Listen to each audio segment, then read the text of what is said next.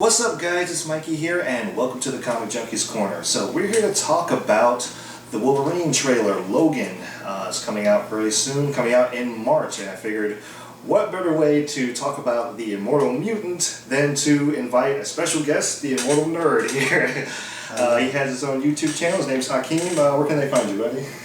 You can find me on Twitter at CryKing92, and I also have two channels, The Immortal Nerd and The Immortal Nerd 2.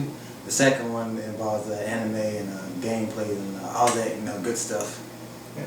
So make sure you guys go support his channel. He's just getting started. So, without further ado, let's talk about it. So, what did you think of the trailer, man? Well, when I first saw it, the first thing that caught my attention was the song. I don't know who sung it. I don't know all the words, but the song brought me in more into the trailer. It was a good song. Yeah, and I noticed what they've actually started. They're starting to follow the Old Man Logan, obviously following the Old Man Logan comic book, but you're starting to see his healing factor's not working so well anymore. Yeah. It seems like he's got the shakes and stuff, and his one of his I don't want to assume, but I'm hoping he doesn't have Parkinson's or anything like that, to where he's just, or his bones just might be just generating so much now, so taking so much damage. He has scars all over himself now, so it's kind of weird. But yeah, you haven't seen what is it? Third movie, X-Men Apocalypse, right? No, I have not. Still haven't seen it yet. Yeah. Still haven't. I feel like you need to go watch that. But to me, I enjoyed it, but a lot of people didn't. And to me, it's kind of one of those sleepers. Now, don't get me wrong; it's definitely one of the slowest ones in the series, or whatever. But it's still X-Men. I don't think it ever stopped being an X-Men movie throughout. It was just a little slow, and it's kind of ironic considering that you had the X-Men's, one of the X-Men's biggest villains was Apocalypse. And you kind of expect it to be a little bit faster paced, but in all honesty, to me, the first one was kind of slow, the second one was kind of slow, and the X-Men have always done dramatic movies more than action movies. I think Days of Futures Past was probably the exception to that. Because even, if you don't, of the Bryan Singer movies anyway, not counting X-Men or just Wolverine, we won't talk about that. But even The Wolverine was a fairly slow movie. It was just, it had its action sequences, don't get me wrong, the action sequences were awesome, but it was still a very slow movie. It was still more of a drama than it was anything else, so I don't know, I'm excited to see it, just because, it's X-Men, and I haven't seen No, I take that back. I was going to say, I haven't seen a complete atrocity that I remember in X-Men The Last Stand. So I try to write that out of my memory as it didn't exist, since the movies have pretty much done that. So, it looks like we're going to have a couple of mutants. There was one mutant, I can't remember his name, but he was in X-Men Apocalypse actually. And so he's going to be in it, and he was the one that could locate other mutants, and it also features who they're not naming as X-23, but it's X-23. I even knew that. So, and it was funny because we were talking about it earlier, and the Wikipedia page for it actually changed their description. And since I had first read about it, and then they're oh yeah, X-23 is going to be in it, and all of a sudden it's just oh, now she's a girl who's just like Logan. And I'm like we don't know who this is, but I guess for the casual fan probably wouldn't know. Yeah. But yeah, Fox, 21st Century Fox called him up like, yeah, you gotta take that down. You want to keep things under wraps as long as possible. So yeah, but that's gonna be exciting. I mean, she's younger than I thought she would be, but yeah, and it is. So it seems like they haven't stopped hunting mutants even after the events of Days of Future Past, because this is what it's taking place after. It's taking place in a new timeline. So it seems like they haven't stopped hunting mutants since like the beginning of the trailer is actually saying like, oh, like most of the mutants are gone now. So then we get like, we read some articles and stuff like, yeah, they're still hunting mutants and trying to get rid of them. So it's like, man. So it kind of makes you wonder, it's like, was all that kind of for nothing? Is it an inevitable future? You know, like, what does they used to say in The Flash? Like, time once, was it The Flash or Legends of Tomorrow? I think it was Legends of Tomorrow. It was just like, there are certain things that time wants it to happen. Yeah. I know what you're talking about. But I have heard that somewhere else, but time always finds its way or something like that. Mm-hmm. Or no, it was Jurassic Park that said life always finds its way. Yeah. So maybe one of those things, like it's inevitable that mutants are going to be, you know, exterminated for the most part, and so. Yeah, but I've always wondered if this, you know, these government, you know, type people chasing or trying to kill all the mutants, how did X-23 come about? Was she, you know, human made? Well, in the comics, you know, yes, but like it kind of makes you wonder, like, okay, like what route are they going to go in this particular movie? It's just like, oh, is she like born the same way that Logan is, or like did somebody make her? Was she the same experiment, or whatever? Like, because they haven't shown her claws or anything like that, so you don't know if like she's gonna have the adamantium or if she's gonna have bone claws or whatever. So, I mean, bone claws are kind of cool. I never particularly liked the way they looked, comics or the movies. I mean, they're still kind of cool though, but. And it makes it, you know, a nice that when they did it like in X-Men Days of Future Past, he just had his bone claws or whatever. It's like, so he had his healing factor, but he wasn't like superly indestructible or anything. So it kind of like brought his character down to like a more, I guess a more mortal kind of level. So I think they did it that way because this was before he was made as a human experiment, so they say, well, why not put him back with his, you know, bone claws? Yeah. So that was good. That was probably a good choice there. And they're going the same route as the Wolverine. You've seen the Wolverine, Yes. right? Where there's just not a lot of mutants in there. Like there's Charles Xavier, there's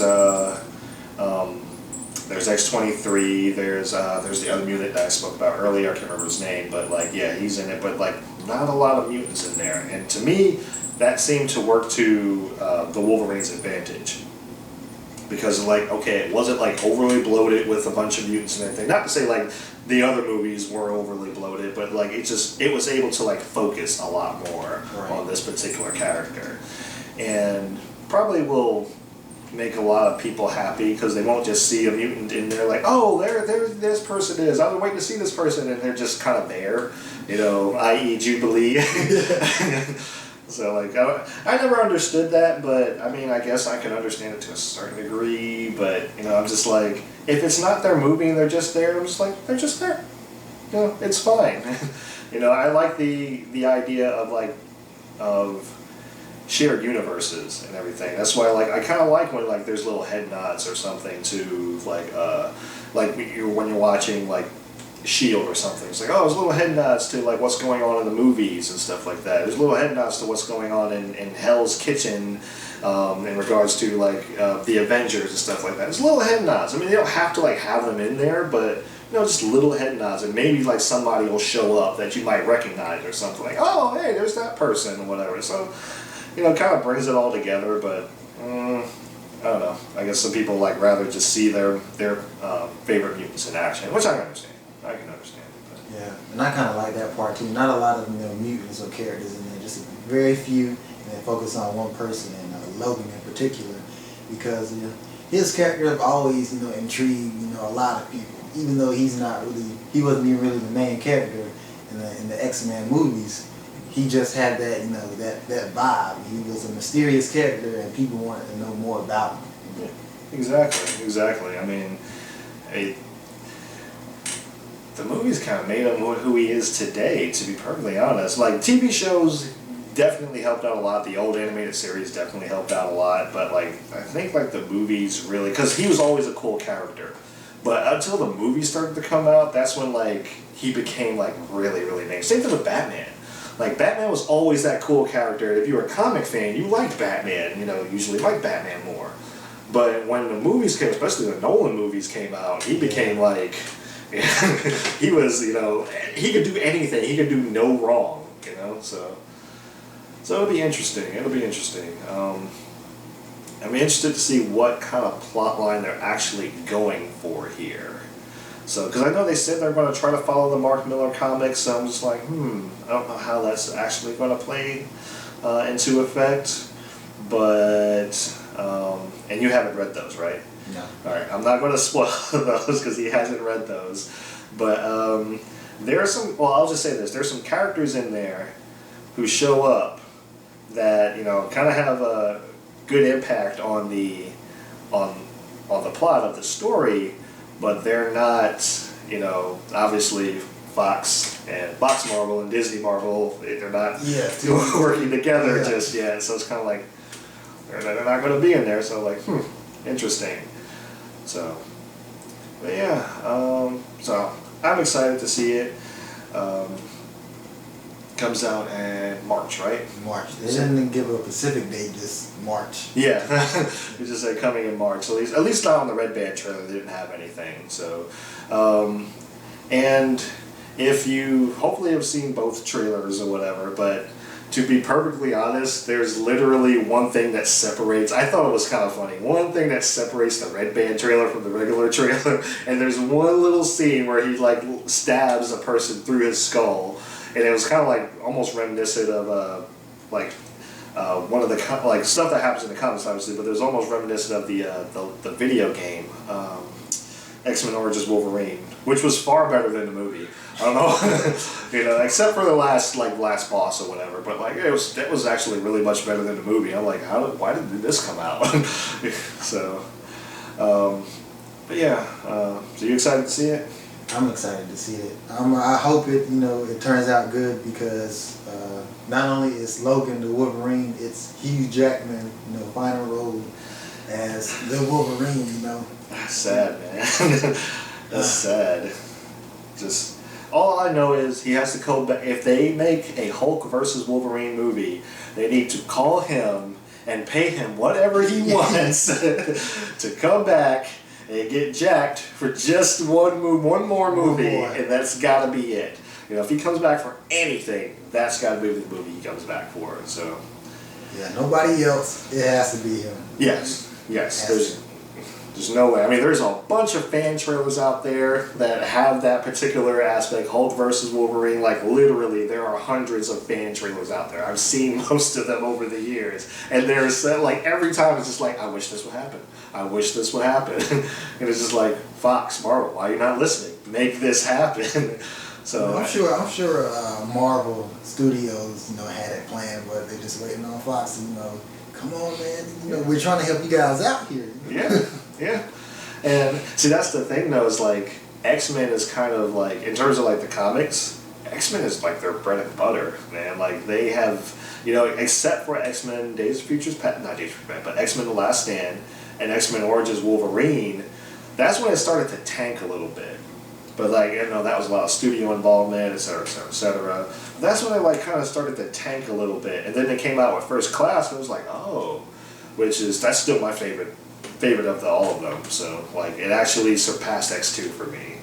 But because X2 was my favorite for a long time, and then I saw not Days of Future Past, but First Class, and I was like, yeah, this is. It grew on me more and more, and it slowly just became my favorite. But then it came out, I was like, oh, this is really good. And it came out with X-Men Days of Future Past, which, like I said, that caters to a lot of like the action movie fans and stuff like that. So that was that was good. So then Apocalypse is more polarizing. I think that people either really liked it or really hated it. You know, it was just kind of like Batman v Superman, or even I don't know about what's the name though, Suicide Squad. I think Suicide Squad was more like it was either okay or people just didn't like it. Yeah, it was totally awesome. Yeah. Whoever says that, I think they were just trying to convince themselves they didn't waste any money. Yeah, exactly. So I'm hoping that's not the case with Logan, which it doesn't look like it. So and like I said, to me it looks like it's going to be more of a dramatic movie than it will action. So don't expect Days of Future Past action styles, you know. So, but you know, if you are a fan of the previous X-Men movies, you know, X1, X2, First Class, and the Wolverine. What's the other one? What's one I missed? I missed. Size Origin. No, we're not talking about Origins. First Class. Yeah, if you're a fan of those, then this looks like it's going to be the movie that's made for those kind of people. So, for the fans that have been with X-Men for so long. So yeah, I think that's it. That's all I really have to talk about it. And you got anything else to add? No, that's about it. No. All right, well, we'll just call it here, guys. Don't forget to follow my friend JJ's blog at 4comicjunkies.blogspot.com. Follow him on Twitter at 4comicjunkies. Follow me on Twitter at Mr. McBlam, and you can follow Mr. Hakeem here at Crakeem. I will remember that, and also subscribe to him on YouTube, The Immortal Nerd, or The Immortal Nerd 2. And if you like this video, give it a big thumbs up, subscribe if you're new, and we will see you in the next video.